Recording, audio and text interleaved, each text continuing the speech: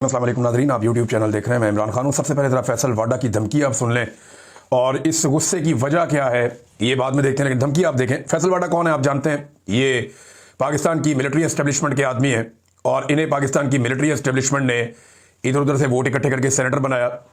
पहले ये इमरान खान के साथ होते थे, लेकिन इनके फ़ौज के साथ अच्छे ताल्लुकात हैं, तो जर्नैलों के साथ अपने ताल्लुकात की बुनियाद पर ये अपनी सियासत जिंदा रखे हुए हैं और ये जर्नैलों का मौक़िफ़ पेश करते हैं जब भी करते हैं। इन्होंने जो बात शुरू की उसमें इन्होंने कहा कि ऐसी की तैसी, जनाब ये जो ऐसी की तैसी का लफ्ज़ है ना, ये एक ख़ास किस्म का जर्नैल है। ऐसा लगता है कि वो इस्तेमाल करता है, क्योंकि पहले भी 2-3 टाउट्स ये अल्फाज इस्तेमाल कर चुके हैं कि ऐसी की तैसी। तो ये ऐसी की तैसी फिर मुझे लगता है कि वही जर्नैल है जिसने फैसल वाडा को भी बताया कि जाके ये बोल दो ऐसी की तैसी। अच्छा जी, ज़हनी मरीज आंख से अंधे और कान से बहरे सुन लें। आइन और कानून के मुताबिक फैमिली को मुलाकात की इजाज़त, हाल अहवाल के लिए वकील को केस से मुताल्लिक मिलने की इजाज़त है। फैमिली की मुलाकातें भी सियासी पैगाम पर मुश्तमिल हो रही हैं, अब से वो भी बंद कर दी जाएंगी। ये जनाब धमकी आ गई। वकला ने केस के अलावा कोई सियासी पैगाम दिया तो वो भी बंद कर दी जाएंगी, यानी वकीलों की मुलाकातें भी बंद, फैमिली की मुलाकातें भी बंद। शर्त वही है कि इमरान खान साहब कोई स्टेटमेंट सियासी ना दें। जीती हुई अफवाज और इसके सिपाहसालार के बारे में मजीद बकवास बर्दाश्त नहीं की जाएगी, बल्कि बकवास करने वालों की जबान से जूते की सोल बना दी जाएगी, यानी वो जबान को जो जूता बना दिया जाएगा उसको खींच के। ये जहन की गंदगी है कि बिला जवाज और बिला वजह अपने मुल्क को अदम इस्तेहकाम और अपनी फौज को बदनाम करने की जो साजिश है, इसको सख्ती से रोका जाए। असूलन प्यार के बदले डबल प्यार, इज्जत के बदले डबल इज्जत, बदमाशी का जवाब डबल बदमाशी से। इश्तियाल करने वाली पार्टी इस दोराहे पर ले आई है कि वापसी मुश्किल है। अब केसेस और चीज़ों को मनतकी अंजाम तक पहुंचाया जाएगा। वजीर आला ने इंच बराबर कोई मजीद हुड़ाहुड़ी की तो बची कुछ सियासत रह गई है, वो भी गवर्नर राज से खत्म कर दी जाएगी। 9 मई के दहशतगर्द जो केपी में छुपे हुए हैं उन समेत सब अपनी खैर मनाएं। नोटिफिकेशन करने वालों को कहा था कि जल्द आ रहा है, अब इसको रोल करके हलक से निकालने की तैयारी कर लें। ये जनाब फैसल वाडा की धमकी है। गुस्से की वजह क्या है? गुस्से की वजह यह है कि पाकिस्तान की एस्टेब्लिशमेंट ने इमरान खान को एक मरतबा फिर अंडर एस्टिमेट किया। इन्हें यह लगा कि नोटिफिकेशन फंसा हुआ है, ऐसे में इमरान खान कोई सियासी फैसला करेगा और इमरान खान आर्मी चीफ के लिए कोई नरमी पेश करेगा, ताकि अगर आर्मी चीफ के ताल्लुकात या फौज के ताल्लुकात वहां पे मौजूदा पीडीएम की जमातों के साथ खराब हो रहे हैं या जरदारी और नवाज शरीफ के साथ कोई अच्छे नहीं है, तो इमरान खान फौरन एक रूम क्रिएट करेगा कि ठीक है जी इधर आ जाओ। लेकिन वो हुआ नहीं। इमरान खान तब्दील नहीं करेगा, ये तो अब कल के दिन में साबित हो गया। यानी अगर नवाज शरीफ या जरदारी ये चाहते हैं कि आसिम मुनीर साहब को हटाकर एक नया आर्मी चीफ लेकर आए, तो इससे अच्छा मौका उन्हें नहीं मिलेगा। लेकिन आर्मी चीफ को हटाते हुए या नया आर्मी चीफ लाते हुए या एक्सटेंशन से बचना हो तो टेंशन क्या होती है? वो यही होती है ना कि दूसरी जमात के साथ जाकर मिल जाएगा आर्मी चीफ, या दूसरी जमात की गोद में जाके आर्मी चीफ बैठ जाएगा या उनको साथ अपनी गोद में बैठा लेगा। कोई ऐसा ही खेल होता है ना जो खेला जाता है हर दफा। सियासतदानों को यही डर होता है ना कि जनाब अगर मैं फौज के साथ ठीक ना रहा तो दूसरा ठीक हो जाएगा। तो इमरान खान ने सियासतदानों का यह डर भी दूर कर दिया। यानी अगर जरदारी और नवाज शरीफ चाहते हैं कि आर्मी चीफ चेंज करें तो इस वक्त वो खुल के कर सकते हैं। इस वक्त अगर उन्होंने आर्मी चीफ को एक्सटेंशन दी तो ये उनका अपना जाती फैसला होगा, इसमें किसी किस्म की मजबूरी या प्रेशर नहीं होगा। मजबूरी इतनी सी होती है ना कि दूसरी सियासी जमात की तरफ आर्मी चीफ चला जाएगा, वो अवाम में बहुत मकबूल है जमात। तो इमरान खान तो डील नहीं करता। इमरान खान ने तो अपने कल के स्टेटमेंट में शट अप कॉल दी है उन तमाम जहनों को जो दस्तक दे रहे थे अडियाला जेल के दरवाजे पर कि जनाब ठीक है उधर ताल्लुकात खराब है, जरा आपको भी चेक कर लेते हैं। तो इमरान खान साहब ने कहा लो कर लो चेक।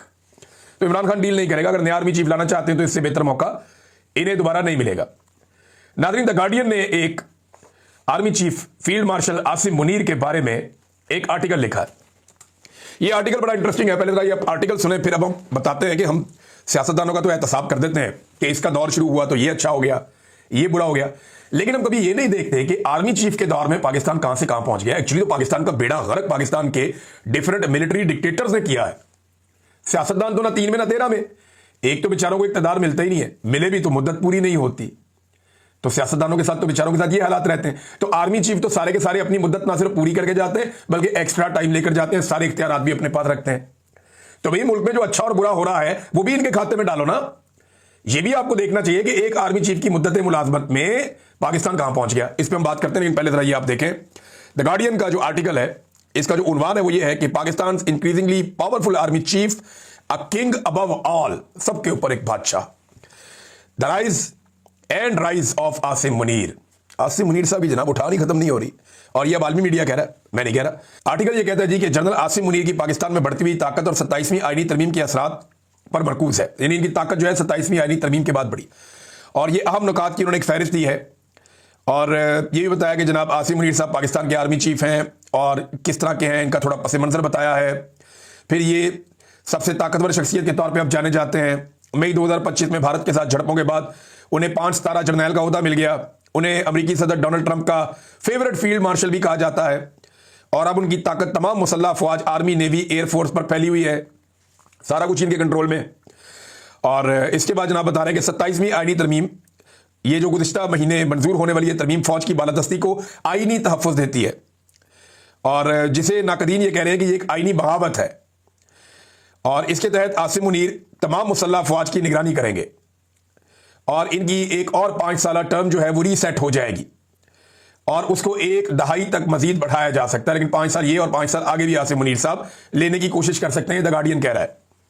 इन्हें अपनी पूरी जिंदगी जराइम की कार्रवाई से इस्तिस्ना मिल जाएगा, सारी जिंदगी जो मर्जी जुर्म करो, कोई केस नहीं हो सकता।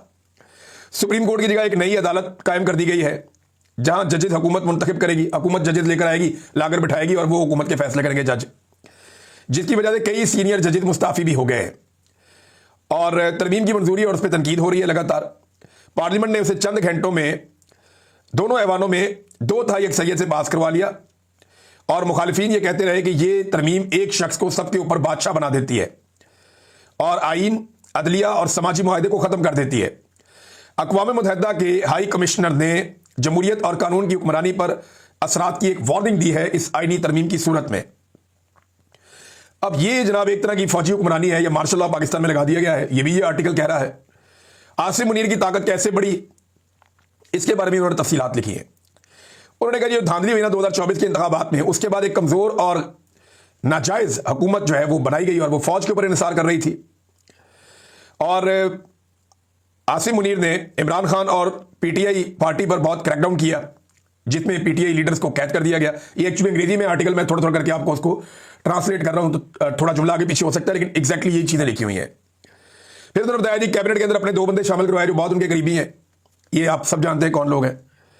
और उसके बाद 2025 में जो भारत के साथ झड़पें हुई उसकी वजह से आसिम मुनीर साहब को या फौज को पाकिस्तान में कोई मकबूलियत मिली, वो ट्रंप से 2 मरतबा मिले और इन्होंने ट्रंप को अमन के नोबेल इनाम के लिए नामजद कर दिया। वहां से फिर इनके ताल्लुकात कहां से कहां पहुंच गए।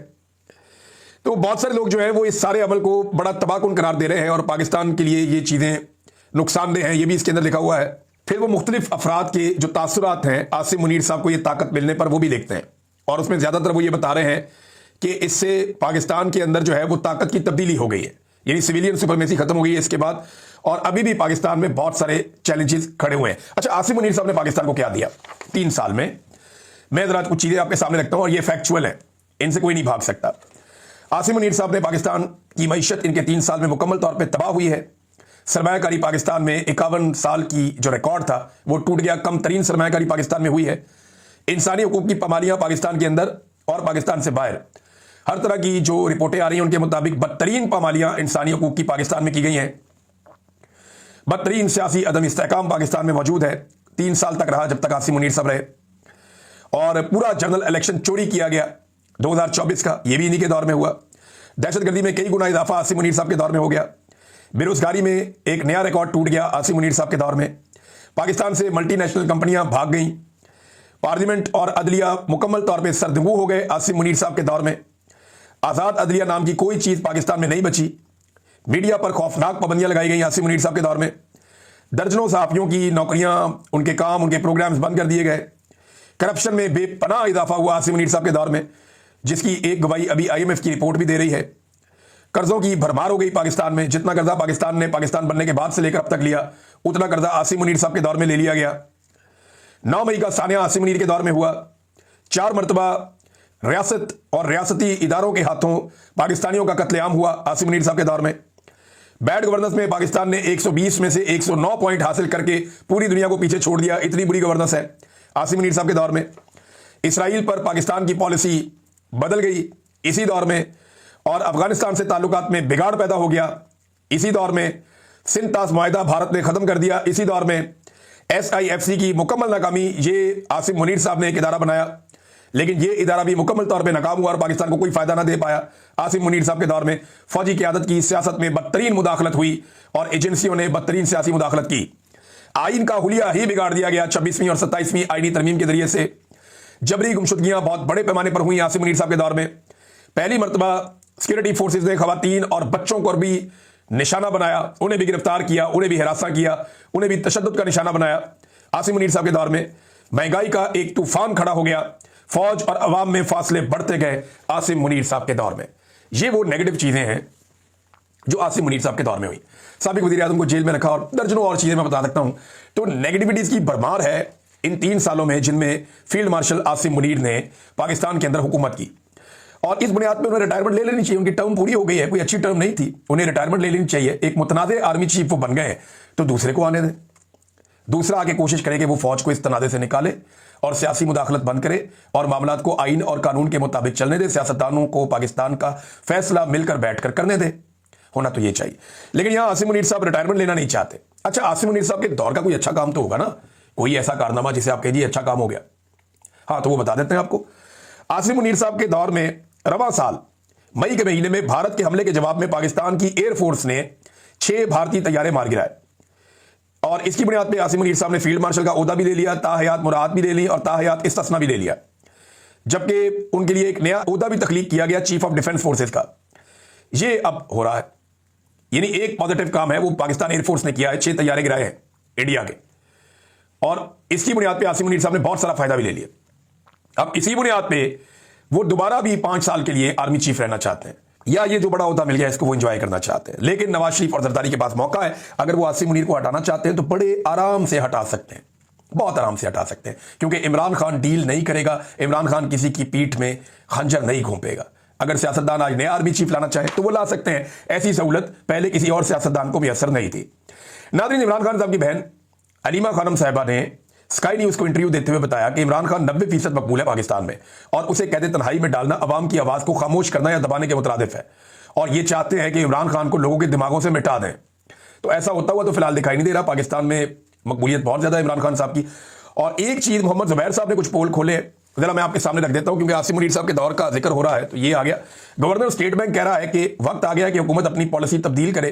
प्राइवेटाइजेशन के वजीर कह रहे हैं कि पाकिस्तान में सरमायाकारी के मौके हैं, लेकिन गवर्नेंस की बदतरीन सूरत की वजह से कोई यहां सरमायाकारी नहीं करेगा। गवर्नेंस के हवाले से अभी एक ग्लोबल सर्वे आया और उसने बताया कि पाकिस्तान का नंबर सबसे ही खराब है। ये जनाब मोहम्मद जुबैर साहब बता रहे हैं। फिर उन्होंने कहा, national coordinator SIFC general Sarfaraz ने कहा कि पाकिस्तान में जितने टैक्सेस हैं कोई सरमायाकारी नहीं करेगा। उन्होंने कहा पाकिस्तान में बिजनेस एज यूजुअल नहीं चल सकता।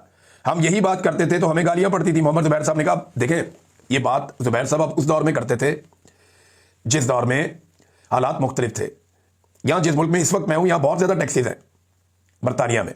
यहां कारोबारी हजरात को बेशुमार टैक्सेस देने पड़ते हैं, लेकिन क्या है कि इनकी अदलिया काम कर रही है।